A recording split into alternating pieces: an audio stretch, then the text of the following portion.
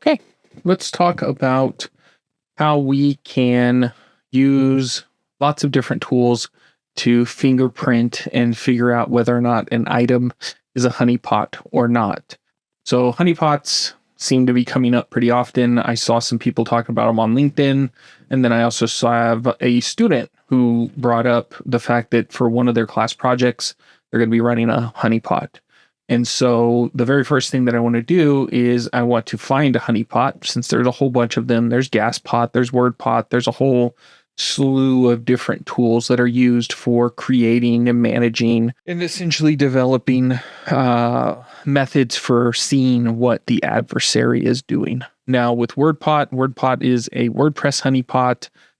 It is designed to detect probes. So if somebody probes your web page to figure out what plugins you have, your themes, or whatever other common files it is that you are using, then Wordpot will come back and it will report the information. Then you ask it to report, and then the individuals who are scanning it hopefully will then attempt an attack. And when they do, you can gather up the logs and you can try to figure out what it is that they have done. Now, the first thing that I'm going to say is just because somebody is scanning your WordPress site doesn't necessarily mean that they are legitimately hostile. It is entirely possible that somebody looked at your webpage and said, oh my gosh, this theme is beautiful. I want something similar. I wonder how they did this. And then they're going to take your site and they're going to run it through a scan real quick, and it's going to come back and tell them what theme you have. Or potentially they're going to check to see what plugins you're using simply because they want to emulate you. And it might not be a hostile thing, but it's entirely possible that it is hostile, right? Like it could always be a bad guy operating, but that doesn't necessarily have to be the case. So let's now go over here to GitHub, and this is Wordpot here on GitHub. And one of the very first things that we're going to want to do is we're going to come in here and we're going to want to take a look at the code. Now, for me, it's oftentimes a lot easier for me to pull the code down and take a look at it. So you'll come here where it says code. We're going to click and we have some options here. So we can use HTTPS, which is right here. We can use SSH if you have an account and you have public SSH keys attached, or you can use the GitHub CLI. But for me, I'm going to go to HTTPS. You can also do a download of a zip, and then you can unzip this project. Right here, you'll see it says copy URL to clipboard. We're going to choose that. And then the next thing that we're going to do is we are going to switch over to our terminal. Inside the terminal, we can git clone followed by our project. And so we have now cloned the project Wordpot. And if we ls in here, we can see that there's a log section, a Wordpot section, requirements, a config, and a py file. So I'm going to clear. I'm going to ls one more time. And then I'm going to open up wordpot.py. And we can take a look at what we have in here. So we can see that they're using Flask. And then if you don't have Flask, it will let you know that you need to use pip install. We can see that there are some imports that they use. And then they run main. And it is going to log some information on when the honeypot was started. And it will also check to see if any command line options were passed. So that's great. Let's close out of that.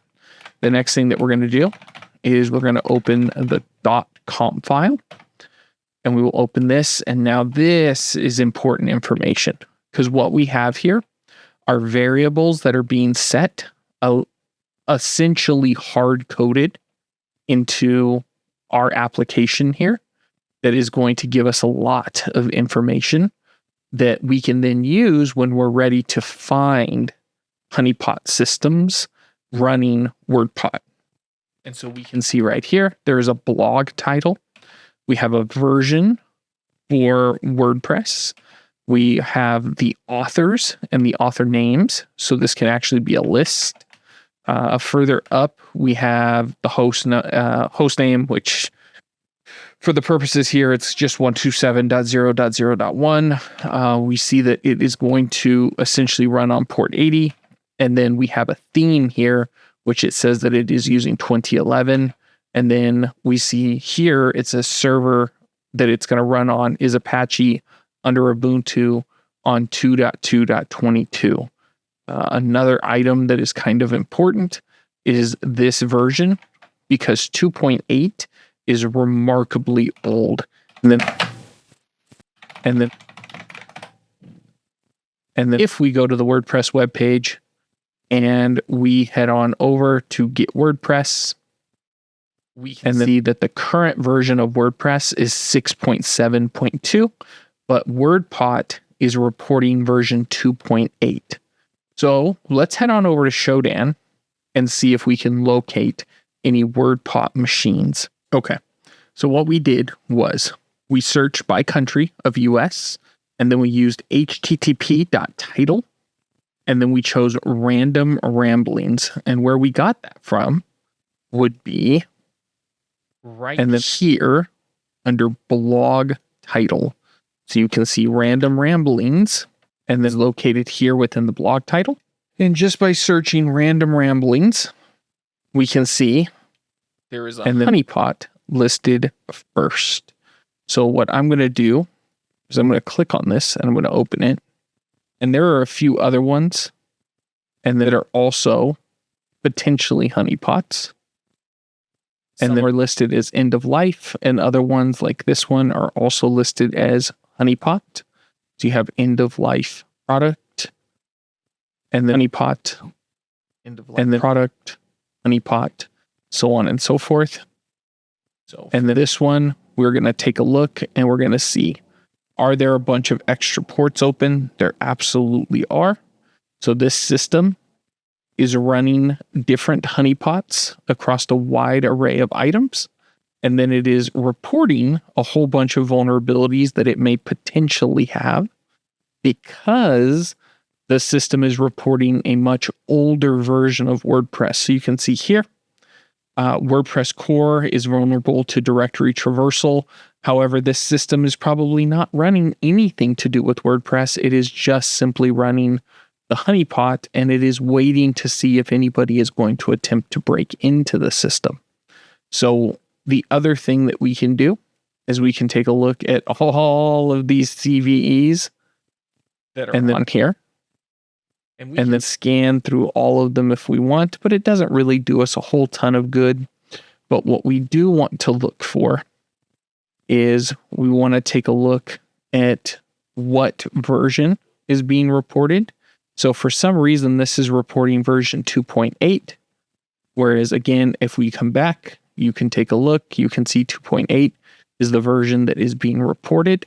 So what if we open and then HTTP component WordPress, and then now the other thing that you can do is you can check out all of the systems that are using WordPress. And this will give you the ability to check to see very rapidly if a system has any vulnerabilities related to WordPress, as well as what technologies those systems are using. So this isn't just good for finding honeypots. This is good for also finding legitimate targets that are either open or insecure or have not been updated, because we can look for things like where it says end of life product. And then here it says this site is coming soon, and they are running OpenResty. And then it says that they are running a copy of WordPress here. And then we have a handful of vulnerabilities here. So if we see a vulnerability, one of the things that we may want to do is look and then or and then Metasploit database. And then we can come here and then to exploit DB. And then once we're in exploit DB, the next thing that we want to do is we'll go back here and let's try. So this server right here has 3 vulnerabilities, but all 3 vulnerabilities do not appear to have a Metasploit module for them. So the next thing that I would do, if it was me, is I would look for the next end-of-life product. And then I would continue through there. And so we'll do that. There's another one. And we can see all the technologies and tools that were used for building. And then we can see all of our vulnerabilities here. There's some jQuery items here. So maybe you might be able to do some cross-site scripting. So if I go 2020 11/023, let's see, 2020 11/023, see if anything pops up. And there it is. So then we can click here, your title. And now we have some proof of concepts that you could potentially use. So this one right here, this proof of concept, if we can get this to run on the site, this would in theory work with this vulnerability. And then this proof of concept may potentially be able to work if we're dealing with jQuery 3.0, right? And so now we have some basic scripting. I mean, I don't want to call this vulnerable code, but the idea is if we can get this to run on the site, then we know we have the ability to pass this on and potentially affect somebody through the site, right? So there's no actual exploits here with either one of these pieces of code here. These are not designed yet to be able to execute an attack, but with a little bit of work and a little bit of time spent maybe building an eval and then targeting something like, so you can use something like Endpoint and you can host your tools inside of Endpoint. And then what you can do is you can use an eval and then you can get access to those tools later. So that essentially you don't have to pack any of your actual vulnerable code inside of whatever method it is that you're going to use for delivery.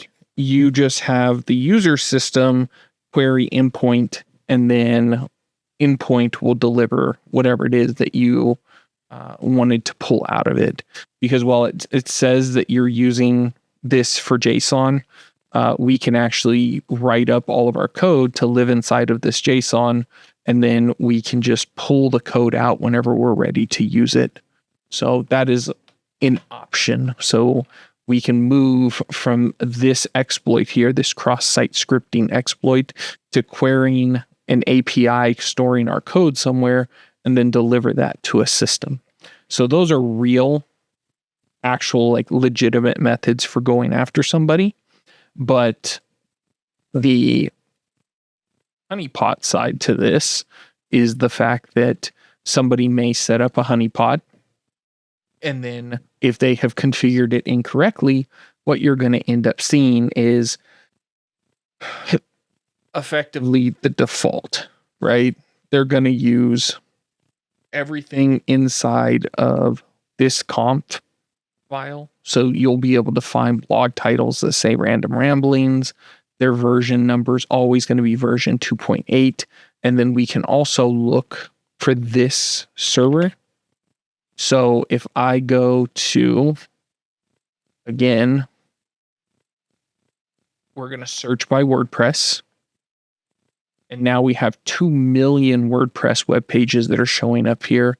But what we want is we want to look for top products. And then we're going to look for Apache 2.2.22. And so we're going to see how many Apache systems are showing up here. And if any of them give us the user, the version, what we're looking for is Apache version. And so we don't have Apache version here, but what we can do is we can choose Apache HTTPD. This brings us down to 713,000 web pages. And now we can go back over here and we're going to look for top version. So we're looking for 2.2.22. So there's 1,777. So we click there. And now we're starting to see a recurring theme here. We see a lot of here, the subtitle, right? So why are these systems being hosted?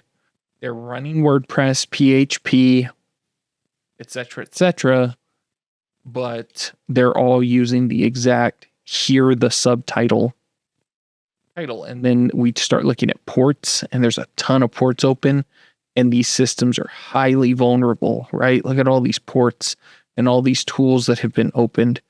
And what you'll start to realize is these systems right here are designed to run specific tools like WordPress, right?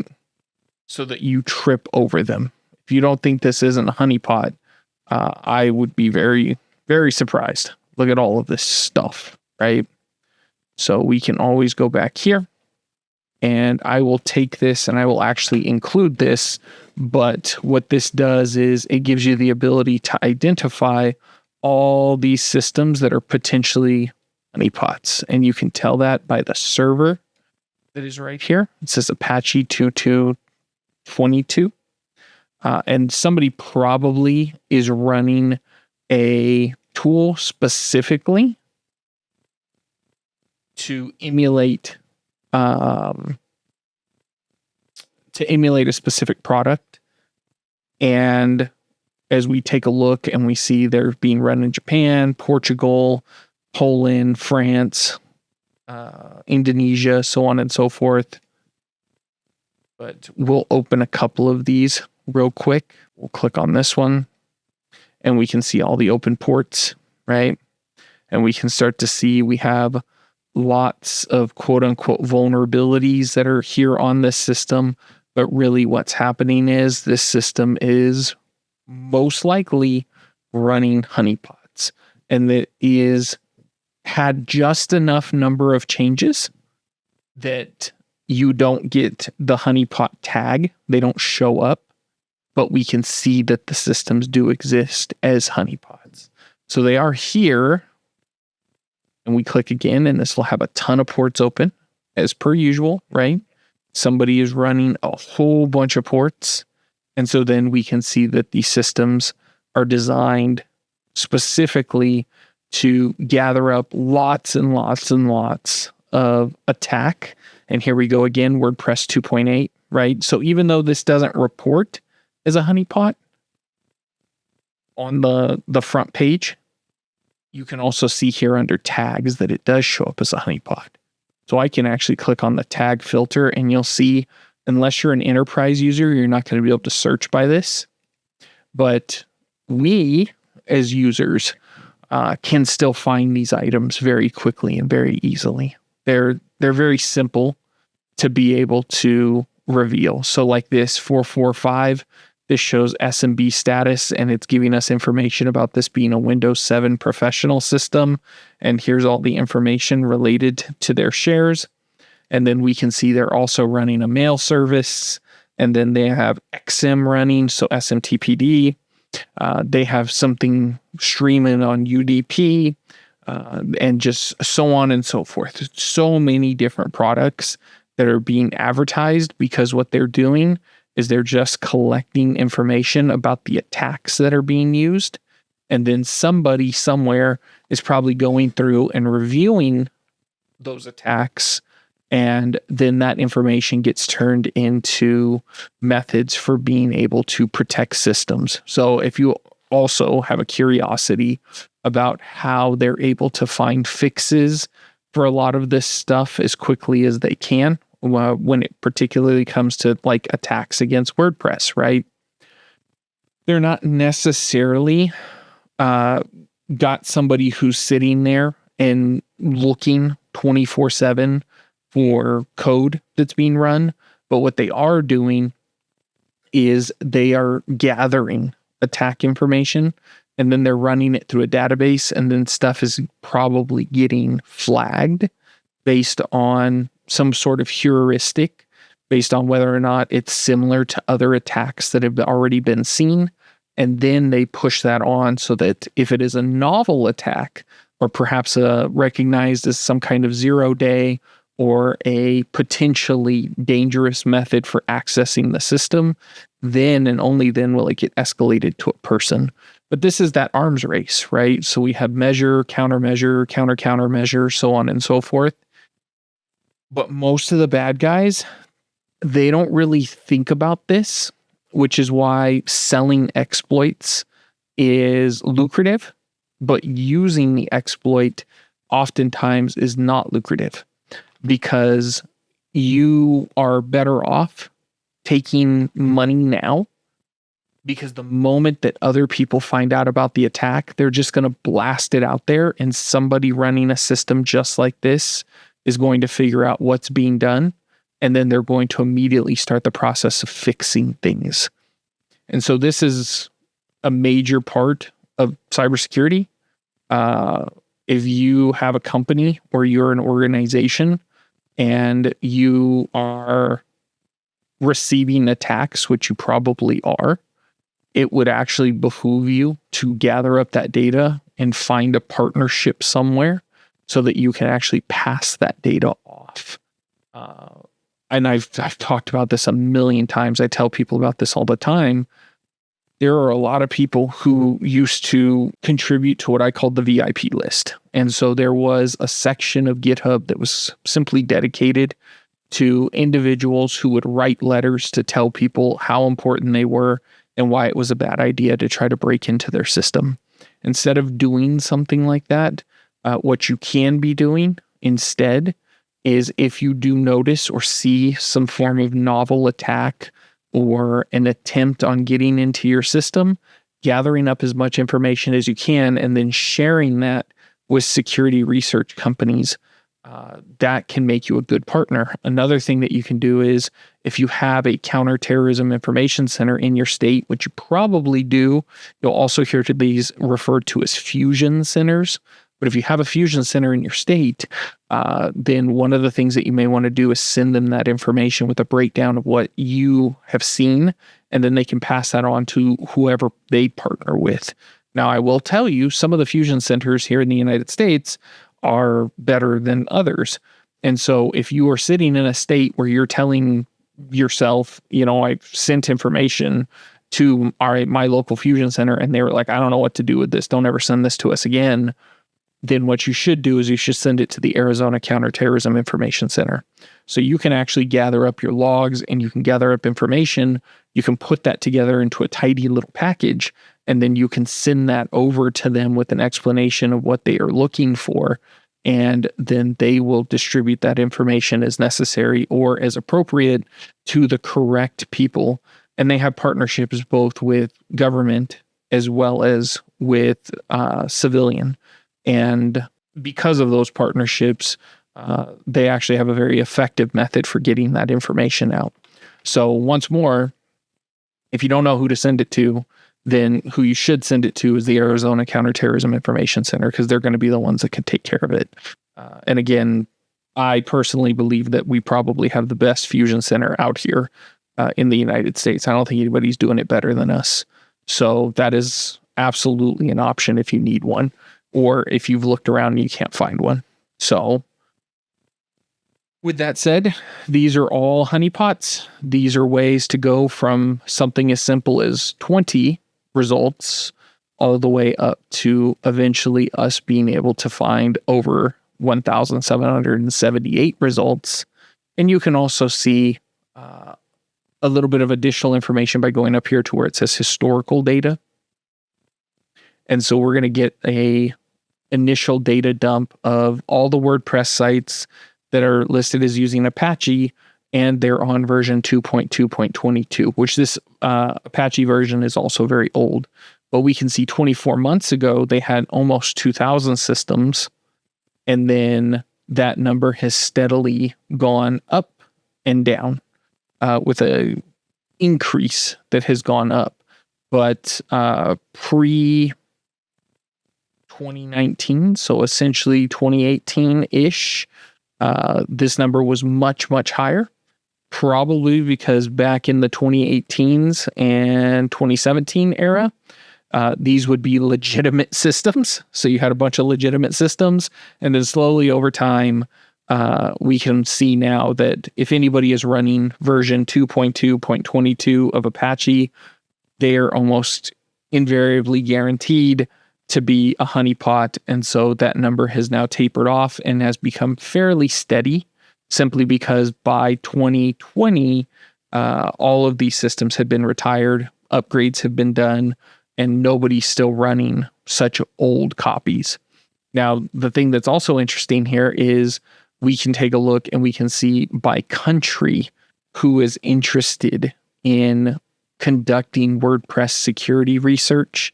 And so you see United States is one, Germany, France, then Japan, Indonesia, so on and so forth. So that would also give you a little bit of information on if you're going to target WordPress sites, what countries to potentially avoid if you're concerned that they may have a security skill set for protecting that site that's a little bit better than others. So I would dare say if you were going to go after a WordPress site, you're going to want to look for WordPress sites that are somewhere else other than the United States and Germany, right? Because the idea here is that these ones are much safer or better protected or whatever. Is that always true? Absolutely not. Does that hold true? Probably not. But the idea is to increase your odds while always decreasing the other guy's odds, right? We want to stack the deck in our favor. So the best way to stack the deck in your favor is to understand what are people looking for? Who cares about the security, right? Because if we take a look here and we see, okay, these are the people who are actually doing security research and at least they're trying, then that also tells you who is not doing that security research and who is not participating. Or, now the flip side to this is it entirely possible that the people somewhere in one of these countries, are they actually editing the system so it doesn't come back and look like a honeypot? Is somebody here secretly incredibly skilled and also incredibly skilled as well as inspired to do the right thing? So that's a big choice as well. So with that said, hopefully that gives you an idea of how to locate open ports, open systems. It explains to you how these honeypots can be identified and then who you can talk to in the event that you need to speak to somebody. So thanks for listening, and we will talk to you later.